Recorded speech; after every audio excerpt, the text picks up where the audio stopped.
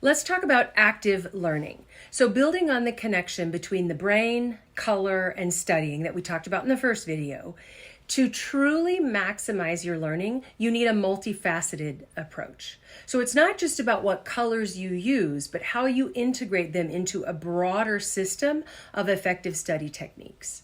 So let's take a deep dive into the science-backed strategies related to active versus passive learning that go hand in hand with color to supercharge your study sessions. Okay, so we're going to look at a number of different strategies here. The issue is that many students fall into the trap of passive learning, where they're simply reading and rereading their notes or highlighting without really engaging with the material. So this creates a false sense of familiarity and may make you feel like you're ready for the test because you've just stared at the information for so long, but the learning really isn't locked in. So the most effective study techniques are active. They force your brain to retrieve and process information, which strengthens the neural pathways and leads to long-term retention. So we're going to look at three categories here: active recall, spaced repetition, and interleaved practice.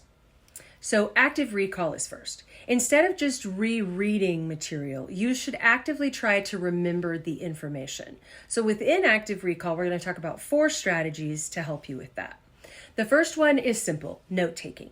So as you read a section of text or a chapter, just handwrite some notes on the topic. Reading and writing helps with retention.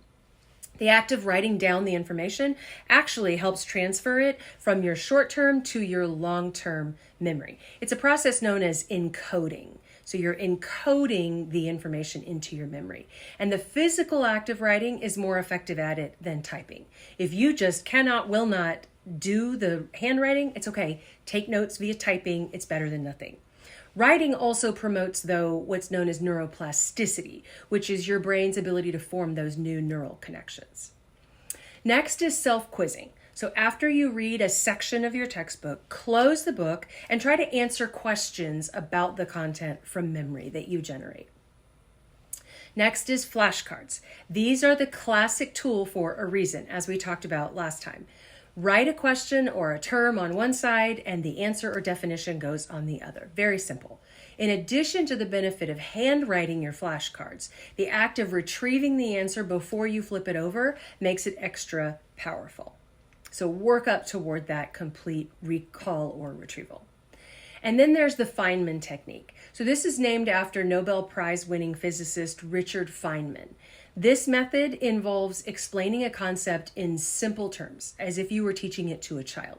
Why does this work? Well, if you get stuck, what it does is it highlights gaps in your understanding, which prompts you to go back and review. So, tell me it like I'm a kindergartner.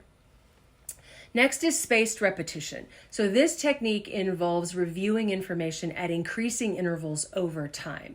It's the opposite of cramming. So here's how it works. The first time you learn something, you'll need to review it again soon after, right? It's brand new material.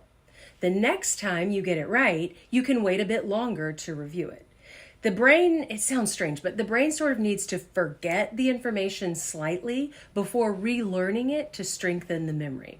So you can set reminders in your phone for your desired study intervals if you need to. Then there's interleaved practice.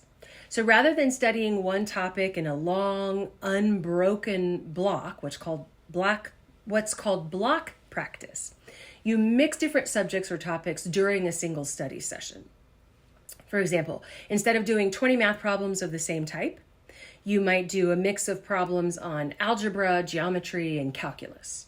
This forces your brain to constantly pivot and make new connections. And that helps you differentiate between different concepts, which, of course, improves your problem-solving skills and then flexibility.